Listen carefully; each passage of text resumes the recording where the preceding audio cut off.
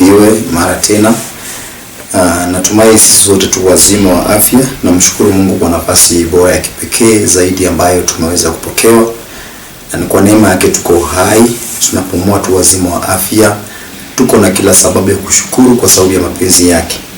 Hivyo wapendwa, ninajua kwamba kila mmoja wetu amebebwa na kuongozwa na kuhifadhiwa na Mungu kulingana na kadri ya mapenzi ya uwezo wa Roho Mtakatifu. Kwa hivyo nakukaribisha tena katika ibada yetu siku ya leo, ikiwa ni Jumatano.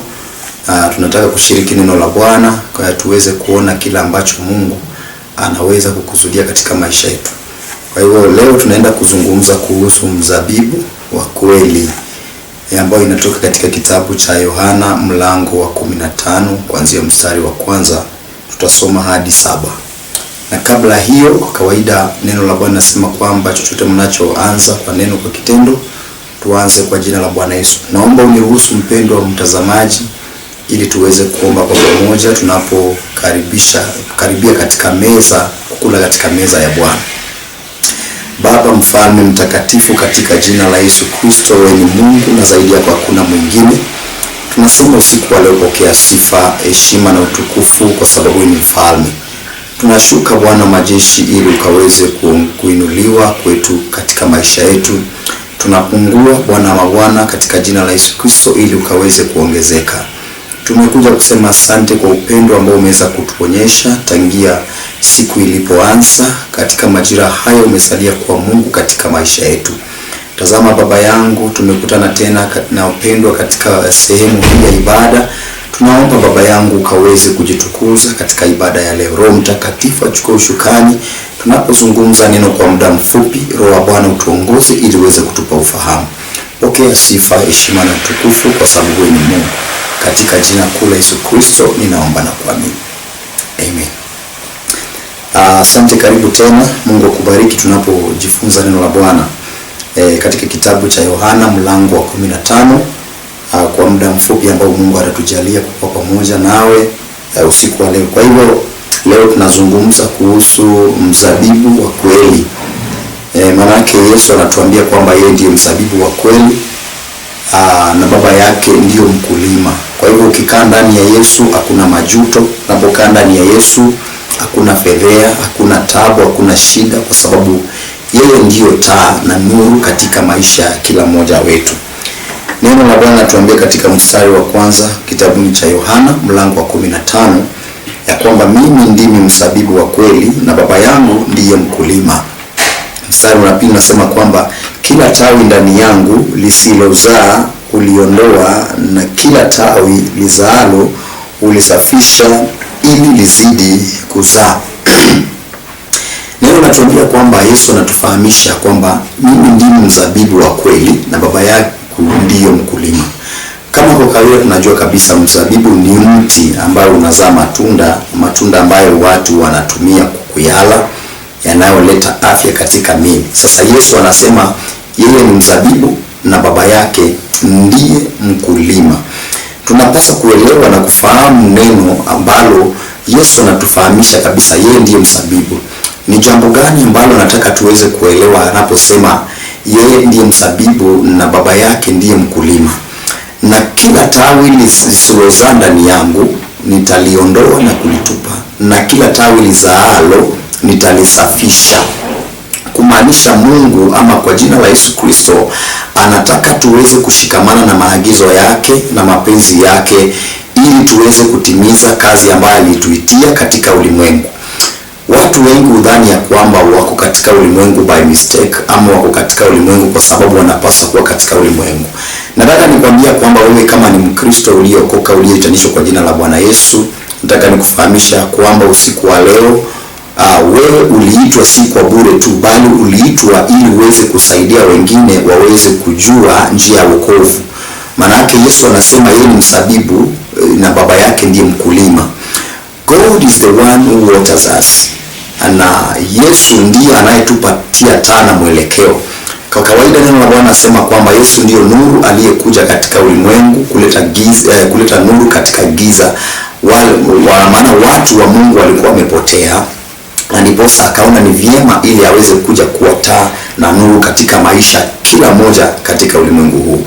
So neno ambalo anatuambia kwamba kila tawi lisilozaa ndani yake, hii anatufahamisha kwamba kuna watu tuko ndani ya wokovu, lakini hata hatuwezi kuzaa, hatuwezi kuyaleta matunda mbele za Mungu kwa kuwajulisha wengine na kufahamisha wengine njia za wokovu, kwa kuwahubiria wengine ili waweze kuacha njia za matendo mabaya, waweze kufuata njia za haki na njia za kiungu. Wakati ulipookoka, haukuokoka uketi tu ama uweze kujivunia wokovu peke yako. Manake sisi ni taa na sisi pia ni chumvi ya ulimwengu. Neno la Bwana linaturuhusu ya kwamba tuingie katika mataifa, tuwahubiri mataifa habari njema ya ufalme, ili wakaweze kutoka katika njia ya dhambi na kuingia katika njia ya mwangaza. Kwa hivyo wakati ambapo tunajulishwa na Bwana ya kwamba kila tawi lisilozaa, inamaanisha kuna Wakristo walio selfish katika maisha yao ya Kristo. Tunanyima wenzetu faida ambazo tunapokea katika neno la Mungu kupitia njia ya wokovu. Andiko linatufahamisha kwamba wakati ninapozungumza kwamba kuzaa, inamaanisha kwamba tunapaswa kumultiply the kingdom, yani tuweze kuzidisha ufalme kwa kuleta mbegu mingi katika ufalme wa Mungu. Kwa hivyo mtu yule ambaye katika position ya kuzaa inamaanisha kwamba kuhubiria watu katika mataifa na kuwafanya watu njia zao mbaya na kumrudia Bwana. Wale ambao hawaamini kuwaweza kuweka katika kiwango cha kuweza kuamini na kuelewa neno na wakaweze kupata nafasi na Mungu. Na ndio maana nasema kwamba kila tawi ndani yangu lisilozaa, yeye ataliondoa na kulitupa, lakini kila tawi linalozaa, anasema kwamba yeye atalisafisha. Kwa hivyo tunapaswa kuangalia njia yetu ya wokovu.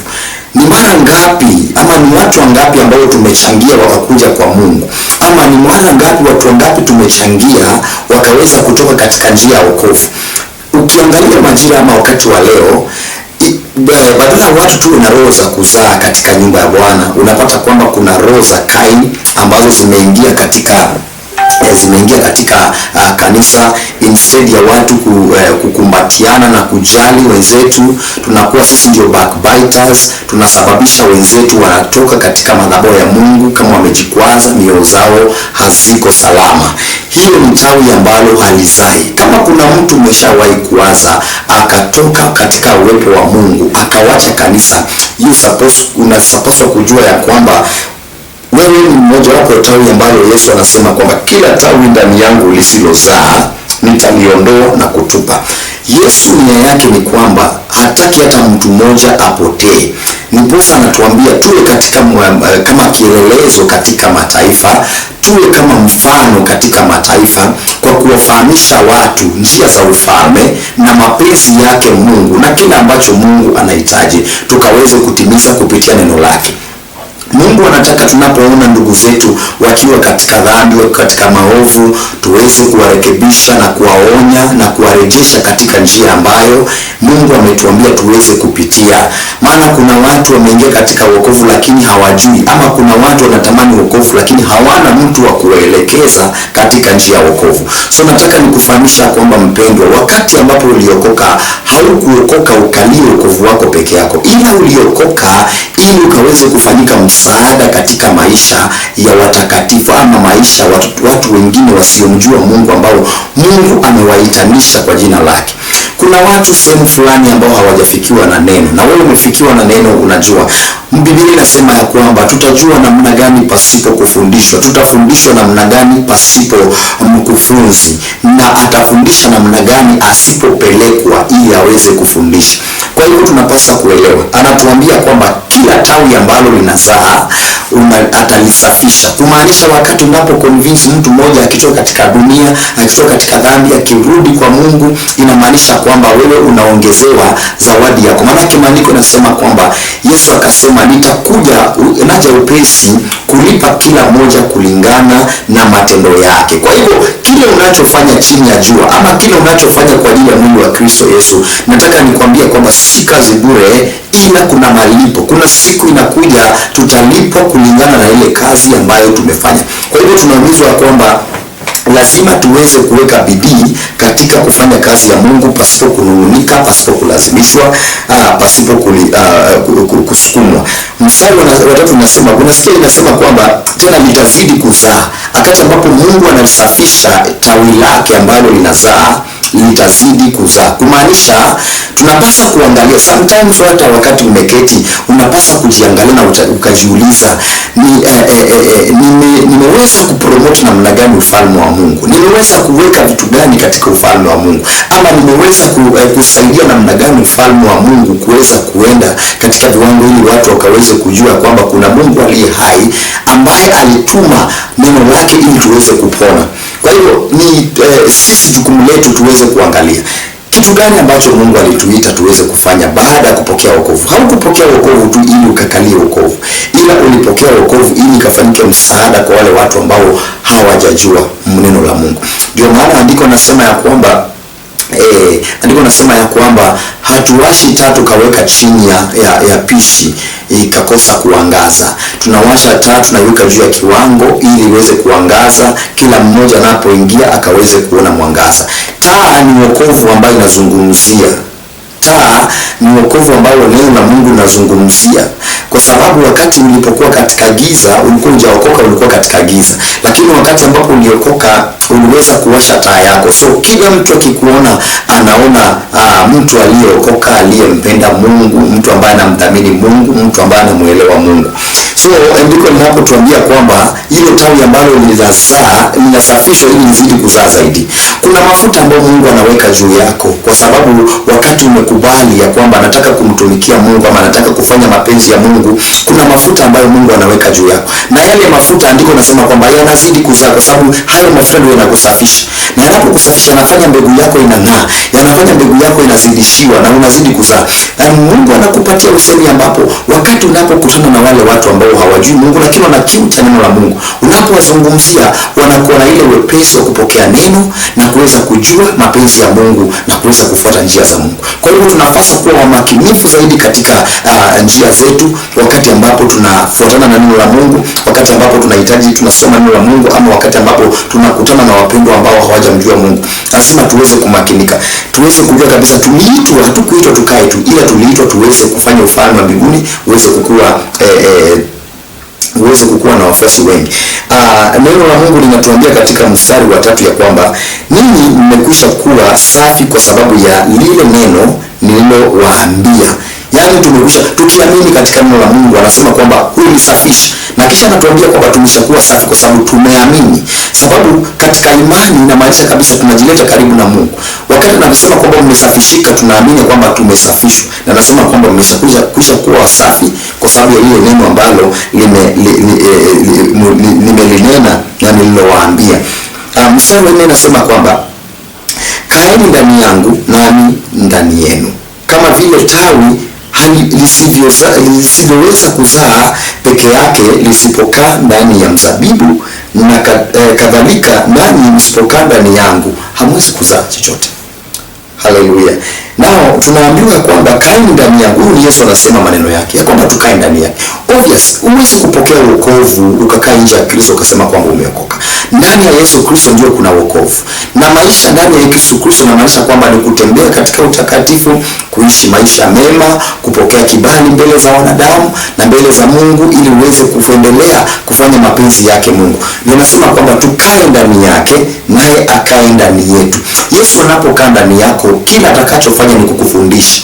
Ndio maana alipokaa na wanafunzi wake akawaambia, ninaenda na kisha sitawaacha mayatima, nitawatumieni msaidizi, nami nitakuwa pamoja nanyi hadi wakati wa tayari. Kumaanisha wakati tumepokea Yesu, tumekubali akae ndani yetu, tukiingia ndani yake hakuna hata siku moja atatuacha. Kila wakati, kila saa, kila majira, kila sehemu unapokwenda, chochote unachokifanya, vile unavyowaza, hata unapokutana na changamoto, akumwepesi wa kukutoa pale, kwa sababu yuko ndani yako na wewe uko ndani yake. Sasa mnafanyika kuwa sehemu moja katika ufalme wa mbinguni, kwa sababu ndani yake kuna raha, ndani yake kuna hifadhi, ndani yake kuna uzima, ndani yake kuna ulinzi. Mungu anakulinda kwa sababu uko ndani yake. Na ndio maana nasema kwamba hakuna silaha iliyoandaliwa kinyume kinyume cha maisha yako itakayofaulu.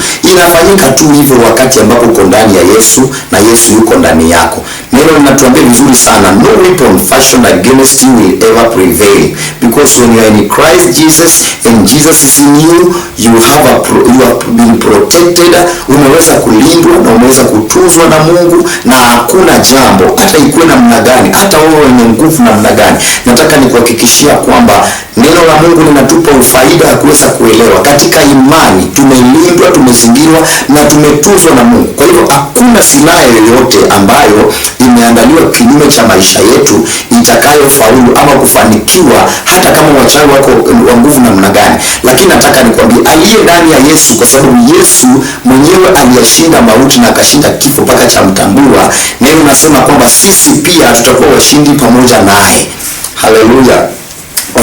Wakati ambapo tumemwamini Mungu, wakati ambapo tumekubaliana na neno lake, anamaanisha kabisa tukikaa ndani yake ni kusoma neno, tukikaa ndani yake ni kulihifadhi neno katika mioyo, kuhifadhi sheria zake katika mioyo, kutembea katika maagizo yake, kufuatana na mapenzi yake, kutenda yale ambayo anatuambia. Hiyo ndio kukaa ndani yake. Sheria zake tuziandike katika ubao wa moyo wetu kila wakati, kila saa, mahali popote tunapokwenda. Wale tunaokutana nao tusifiche wokovu wetu. Wacha wokovu wetu ukawe kama taa ambao kila mtu atakayeingia ataweza kukujua wewe ni mtu wa familia gani. Lakini nashangaa watu wengi wanaficha wokovu. Ikifika mahali penye watu wako, hata ukiwaambia Bwana Yesu asifiwe, hawezi kukujibu Bwana Yesu asifiwe, kwa sababu wanaona ni jambo la aibu. Wataanza kukejeliwa, kuchekelewa. Biblia inasema kwamba Yesu akasema, atakayenionea haya mbele ya mataifa nami nitamwonea haya mbele ya Baba.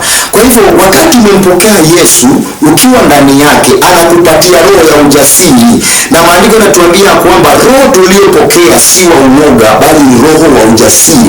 Na shangaa ikiwa Mkristo unaweza kuogopa kumtukuza Mungu wako mbele ya mataifa. Ni Mungu aina gani uliyompokea? Inamaanisha hauko ndani ya Yesu. Maana ukiwa ndani ya Yesu, Yesu mwenyewe ni mjasiri. Hata alipata ujasiri wa kusimama mbele ya wafalme waliokuwa na mhukumu kwa sababu ya kujiita ama kujiweka katika position ya kuponya watu na kujiita yeye ni Mungu. Aliweza kusimama mbele ya ujasiri bila kuogopa. Akawaambia kwamba anawapiga watu mijeledi kanisani wakati walikuwa wanafanya biashara kanisani. Anawaambia kwamba nyumba ya Baba yangu imeandikwa itakuwa nyumba ya sala. Kumaanisha kila ambacho kimeingia ndani yako kinakuchochea, unakuwa na machungu kwa sababu ukiona neno la Mungu likichafuliwa, kwa sababu uko ndani ya Yesu na Yesu yuko ndani yako. Na nasema tukae ndani yake. Kama vile mzabibu tawi haiwezi kuzaa lisipokaa katika mzabibu, basi sisi nasi pia, hata kama unaimba namna gani, hata kama unaomba namna gani, hata kama unahudumu namna gani, unasikia kwamba roho ameshuka, malaika ameshuka, usipokuwa ndani ya Kristo Yesu, unayafanya katika mawazo yako, unafanya katika mapenzi yako. Na nasema kwamba tukitaka kuzalisha matunda, unajua unaweza kukua umebarikiwa katika area zote za uimbaji, za kuhubiri, za kufundisha neno. You are so powerful in those areas, lakini usipokaa ndani ya Yesu, hiyo mahubiri itakuwa ya kelele tu, hayo maombi yatakuwa kelele, hiyo uimbaji itakuwa kelele. Lakini ukikaa ndani ya Yesu, let me tell you, unaweza kuzungumza neno moja dogo tu, na kwa sababu liko na upako, liko na mafuta, litaenda kubadilisha moyo wa mtu. Hata kama alikuwa sugu namna gani, hawezi kubadilika, lakini one small word, kwa sababu neno hilo linatembea na utukufu wa Mungu, maana yake uko ndani ya Yesu, basi litairisha moyo wa ule mtu, na ule mtu atafika kiwango cha kufanya kauli na kusema kwamba ninapeana maisha yangu kwa Yesu kwa sababu ya hilo neno. Nataka nikwambia kwamba mpendwa, tumetumwa ili tuweze kumultiply the kingdom. And how do we multiply the kingdom? It's by preaching the word of God. And before we preach the word of God, we need to pray to God and tell God, allow your spirit to come and dwell in us so that he can help us. Maana aliwaambia wanafunzi wake, nitawatumieni msaidizi. Tukikaa ndani yake, msaidizi ambaye ni Roho, tutampokea. Lakini tukiwa nje yake, yule Roho hawezi kukaa ndani yetu kwa sababu hatujafungua nafasi ama hatujamtengenezea nafasi katika maisha yetu ili aweze kukaa. Kaeni ndani yangu nami nikae ndani yenu. Hamwezi kufanya chochote pasipo mimi. Hamwezi kuzaa pasipo mimi. Hamwezi kuhubiri pasipo mimi. Hamwezi kuomba pasipo mimi. Ikiwa Roho Mtakatifu anaweza kukaa ndani yetu, basi kazi ya Mungu itakuwa nyepesi na tutaweza kuifanya bila kuogopa na bila kuofu. Neno linatuambia kwamba wakati ambapo wanafunzi walikuwa wameogopa kwa sababu ya kutishiwa, kuuawa, kupigwa kwa sababu ya kuhubiri Kristo, walikuwa wameingiwa na hofu kwa sababu hawakuwa wamejua mwelekeo, hawakuwa wanajua wataanzia wapi na malizia wapi. Lakini andiko linasema ya kwamba walishikana mikono kwa pamoja wakaomba, na mahali walipokuwa wamesimama palitikiswa, kulikuwa na earthquake, kulikuwa na shake, na maandiko yanasema kwamba wakajazwa roho na wakaanza kuhubiri pasipo uoga. Kuna mahali umefika unajisikia kwamba huwezi kuendelea ikiwa uko ndani ya Yesu. Just lift up your voice and call upon the name of Jesus Christ, and I'm sure he will come and enter you. Kuna mahali umefika, kama ni familia, unasikia kabisa umechoka, unasikia kabisa huwezi kuendelea, lakini nataka nikwambia kwamba kuna nafasi ambayo Mungu ametupatia. Anasema tutazaa matunda iwapo tutakaa ndani yake. Watu wengi hukosa kufikia malengo na makusudi ama viwango ambavyo Mungu ameita kwa sababu hawakai ndani ya Yesu. Tunakaa ndani ya Yesu muda mfupi na muda mwingine tuko nje. Na Biblia inasema katika kitabu cha Yuda ya kwamba mtu wa njia mbili asitarajie chochote kutoka kwa Bwana. Mtu wa njia mbili ama mtu wa mawazo mawili asitarajie chochote kutoka kwa Bwana. Kwa hiyo sisi ndio tuweze kupokea kutoka kwa Bwana, tunapaswa kukuwa na mawazo moja, tunapaswa kukuwa na nia moja, tunapaswa kupata mwelekeo katika kazi ya Mungu na katika mapenzi ya Mungu, ili tuweze kufanya kazi ambayo Mungu ametuita ili tuweze kuifanya. Kwa hivyo anaposema ya kwamba kaeni ndani yangu nami ndani yenu, anamaanisha kwamba kuna viwango anataka tufike, kuna neno ambalo anataka tuweze kupata kufahamu, ili tutakapochukua safari ya kwenda na hatua ya kwenda tuweze kwenda, tusije tukaenda peke yetu, bali tukaweze kwenda na msaada ambaye ni Roho Mtakatifu wa Mungu. So anatuhimiza kwamba tusipokaa ndani yake hatuwezi kuzaa, kama vile tawi haliwezi kuzaa likiwa peke yake kama lisipokaa ndani ya Kristo. Mstari wa 5 unasema kwamba mimi ndimi mzabibu nanyi ni matawi, akae ndani yangu nami ndani yake, huyo huzaa sana, maana pasipo mimi ninyi hamwezi kufanya neno lolote. Unasikia? Yeye ndiye mzabibu wa kweli na sisi ni matawi yake. Kazi ya matawi ni nini? Ni kuzaa matunda. Na kazi ya shina ni nini? Ni kushikilia matawi. So if you are rooted, deeply rooted in Christ, inamaanisha lazima uweze kuwa na matunda ambayo una produce. Na nasema unapokaa ndani yake, usemi ambao utatumia kuongea na mtu, basi ule usemi itaconvince moyo wa mtu na itakuwa mwepesi wa kukubali maneno ya Mungu. Maana anasema kabisa sisi hatuwezi kufanya chochote kama hatuko ndani yake. Yeye ni mzabibu, hatuwezi kuzaa matunda kama hatuko ndani yake. You cannot deny Jesus and you call yourself a preacher. You cannot deny Jesus and you call yourself a gospel minister. There is nothing like that. We must be rooted in Christ. Kwa sisi kuitanishwa kwa jina la Yesu, tunapaswa kukuwa tumekomazwa, tumewekezwa ndani ya Yesu, ili tuweze kujua ya kwamba tumeitanishwa kwa jina lake, tumehifadhiwa kwa jina lake, tumenenewa kwa jina lake, tumetendewa kwa jina lake. Kwa hivyo mapenzi yake Mungu anasema kwamba tusikae nje yake, ila tukae ndani yake. Obviously unajua ukiwa nje ya Yesu Kristo wewe si wake, you don't belong to him. Na tutajua namna gani sisi ni wake? Kwa kupokea Roho Mtakatifu. Maana katika kitabu cha Romans chapter 8 anasema kwamba asiyekuwa na roho wake huyo sio wake. Kwa hivyo sisi ndio tuonekane sisi ni tawi la shina ama ni tawi ya mzabibu. Inamaanisha lazima tuwe na Roho Mtakatifu anayenena ndani yetu. Na Roho Mtakatifu akiwa ndani yetu, sisi automatically tumefanyika kuwa watoto wa Mungu.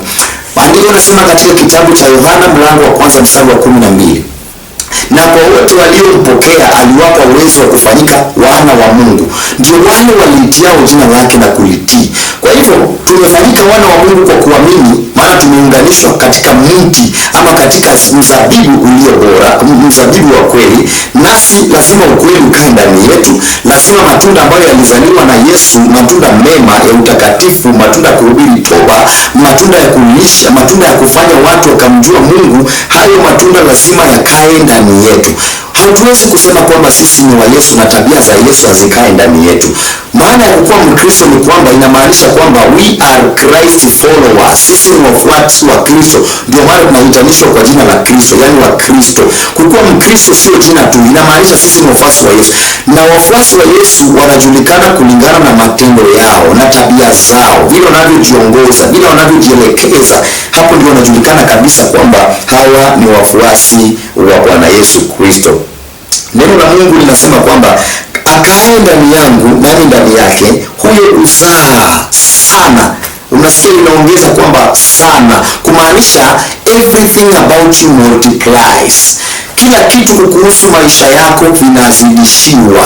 Tunapoangalia katika mfano na Ayubu, alikaa kwa Mungu, akampenda Mungu, hata wakati shetani anaomba ruhusa akaweze kumjaribu, akapiga mali yake yote akamfanya kuwa maskini. Lakini baada ya kumaliza hiyo hali, kwa sababu alishikamana na Mungu wake, alipo nasema kwamba alibarikiwa zaidi ya vile alivyokuwa mwanzo. Kumaanisha alikaa ndani ya Mungu, akasema kwamba sitamwacha Mungu, haijalishi. Kuna watu tunamwacha Mungu kwa sababu ya mambo madogo madogo ambayo yanatokea, lakini Mungu anataka tuweze kusimama dhabiti katika imani yetu, tuweze kulinda imani na kutunza, ili tuweze kufikia kazi ambayo aliweza kutuitia. Wewe uko kanisani unajikwaza kila mara kwa sababu umeonywa uko kanisani, wewe unarusha mikono kila wakati, lazima ufuatwe. Kuja wewe ni mtu wa mitambo inafanya shida, lazima ufuatwe. Wewe ni mwimbaji, hatuna mwimbaji leo, lazima ufuatwe.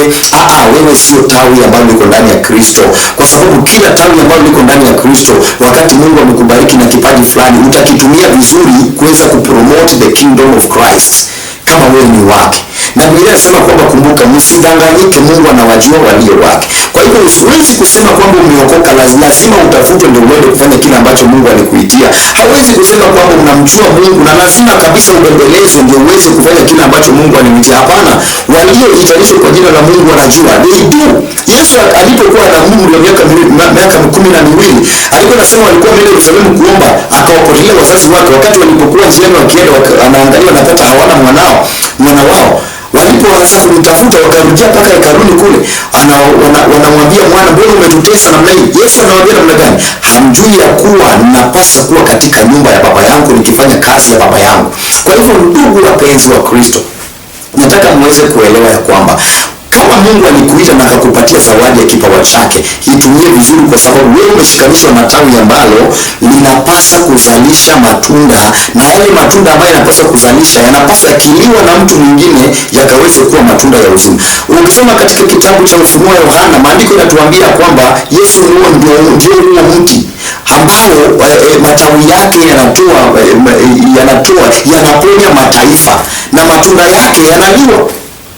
Matawi yake yanaponya mataifa. Kwa hivyo unapaswa kukua tunda ambalo linaponya mataifa, kwa sababu Mungu amekuita. Unapoona taifa linapotea, unapoona watu wanapotoka, you warn them, you tell them this is not the way to go, this is not what we're supposed to do, come back to the way of Christ. That is why God has called you into salvation. Let us understand that the reason to why God called us into salvation, it is not to sit down, it is not just to sing, it is not just to carry the Bible and to wear good suits and go to church, but it is the way to preach the gospel. When you see your brother falling into fornication, falling into sin, it is your duty as a born-again Christian to tell your brother, this is not the way of the Lord. Let us come back to the way of the Lord. And God will bless you. And the Bible says that anayekaa ndani ya Kristo Yesu atazaa sana. Haleluya.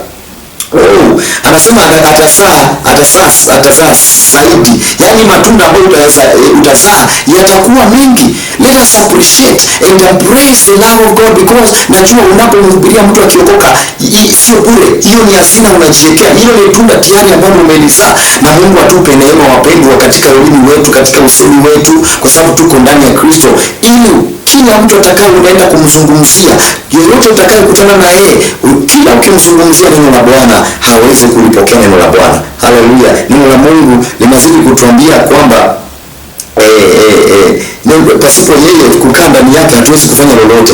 Mstari wa 6 anasema kwamba mtu asipokaa ndani yangu hutupwa nje kama tawi na unyauka, watu ukanyaga na kuyatupa motoni yakateketea. Mstari wa 7 anasema kwamba ninyi mkikaa ndani yangu na maneno yangu yakae ndani yenu, ombeni mtakalo lolote nanyi mtatendewa. Anasema asipokaa ndani yake, yeye anatolewa na kutupwa nje. Where will we go if God rejects you? Ukiwa Mungu anakukataa utaenda wapi? Maana Mungu ndio final. Afadhali wanadamu wakukatae, afadhali wazazi wao wakukatae, lakini ubaki uhusiano na Mungu wako. Afadhali dunia ikukatae kwa sababu ya neno la Mungu, lakini ubaki na Mungu. Lakini hapa mstari wa 7 inasema kwamba ninyi mkikaa ndani yangu na maneno yangu yakikaa ndani yenu, ombeni mtakalo lote nanyi mtatendewa. Kwa hivyo watu wa Mungu tunakosa kutendewa kwa sababu hatujafuata misingi ya neno, kukaa ndani ya neno, kutimiza kile ambacho Mungu anahitaji, kukubali upendo wa Mungu tuzingire, ili kazi ya Mungu iweze kuonekana ndani yetu. Tunaomba zaidi lakini hatupokei. Tujiulize kwa nini hatupati? Ni kwa sababu hatuko fully ndani ya Yesu. Mungu mmoja yuko ndani, mwingine nje. Tunapaswa kufahamu ya kwamba tunajitoa na mioyo yetu yote na matendo yetu yote tukae ndani ya Kristo, ili Kristo apate nafasi ndani yetu, ili tutakapoomba lolote kwa jina lake tutaweza kupokea. Watu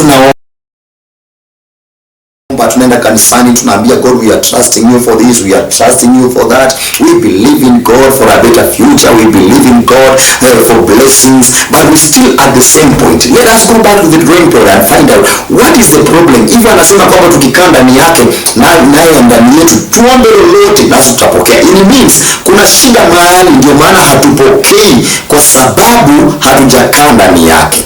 Wapendwa wa Kristo, nataka kukuhimiza kwamba usiku wa leo, ikiwa tunaamini neno la Mungu, wacha tufuate neno la Mungu na tuzingatie neno la Mungu vile ambavyo linasema kwamba yeye ndio mzabibu na sisi ni matawi yake. Tuanze kuzaa matunda ili tuweze kupokea zawadi zetu ambazo tumetaka kwa muda mrefu. Don't be selfish in your salvation. Share the love of God with other people. Yashiriki matunda ya Bwana na neno la Mungu na watu wengine, na Mungu atakubariki. Nashukuru sana kwa muda wako, kwa kusikiliza neno la Mungu na kukubali kukaa pamoja nami ili tuweze kusoma na kufundishana, ili tuweze kujua kile ambacho Mungu anatuwazia na kile ambacho Mungu anatupangia. Nataka niombe na wewe, labda uko mgonjwa, labda umefika mahali umechoka, imani yako umechoka kwa sababu ya changamoto ambazo unapitia, maisha yamekuwa magumu. Nataka nikukumbushe tu ya kwamba neno la Mungu linatuambia tukae ndani yake na ndani yetu, na chochote tunachoomba kwa jina lake atatupatia. Lolote tutakaloomba atatupatia. Kwa hivyo wenda uko pale unasikia kwamba umefika mwisho, kuna mambo yanakusumbua, yanakutaabisha, hakuna msaada, umejaribu msaada kwa wanadamu lakini hakuna anayetaka kukusaidia. Nataka nikwambie kuna suluhisho ya maisha yako na kila kitu ambacho unahitaji usiku wa leo, iwapo utaamini neno hili la Mungu ambalo linatuambia tukae ndani yake naye akae ndani yetu. Kwa hivyo mpenzi msikilizaji, kila ambacho nataka uweze kufanya pamoja nami usiku wa leo ni kuunganika katika hali ya imani, ili utakapoweza kuomba uweze kuamini ya kwamba Mungu yuko karibu na wewe, ananyosha mkono wake kuyaguza maisha yako, na maisha yako hayatabakia jinsi yalivyo, ila maisha yako yataingia katika hali ya kuchukua mkondo mpya na utakuwa kielelezo kwa watu wengi. Kwa hivyo nataka kuomba pamoja nao. Baba, katika jina la Yesu Kristo, nashukuru kwa ajili ya mpendwa huyu ambaye ananitazama usiku wa leo. Ninamuombea amani na neema yako juu ya maisha yake. Bwana, kuna mambo ambayo yamesonga maisha yake, imefika viwango anahisi ya kwamba anachoka na imani, lakini Bwana usiku wa leo ninamuombea kwa sababu amesikia neno lako, kuanzia sasa hivi anakaa ndani yako na ukaa ndani yake. Nami naomba chochote atakachoomba kwa jina lako Bwana ukaweze kumpa, kwa sababu wewe unapeana. Na kama anahitaji kazi Bwana utampa kazi, kama anahitaji fedha, neno lako nasema kwamba fedha na dhahabu zote ni mali yako. Baba, nakushukuru kwa ajili ya mgonjwa huyu, na imani ya kwamba anapoamini ya kwamba unamponya usiku wa leo, anapokea uponyaji na ushindi katika maisha yake. Asante Bwana kwa ajili ya mpendwa huyu ambaye nyumba yake ina mtafaruko. Ninamwombea usiku wa leo, wakati anaamini neno lako, Mungu wa Israeli, unaenda kuponya nyumba yake. Asante Bwana kwa ajili ya mpendwa huyu ambaye ambaye Jehova Jireh alikuwa ameokoka na akasikia moyo wake umechoka na neno, ukarudi nyuma, usiku wa leo namuombea wakati ambapo amepokea neno hili akawe tawi ambalo litazaa matunda. Kuna ule ulimuita katika hali ya uinjilisti lakini shetani akamuiba. Kuna ule ulimuita katika ofisi ya unabii lakini shetani akamuiba. Kuna ule ulimuita kwa sababu ya ofisi ya uchungaji lakini shetani akamuiba. Baba, naombea urejeshe usiku wa leo. Neno hili likawe taa katika miguu zao, likawaongoza na kuwasaidia wakaweze kutenda mema.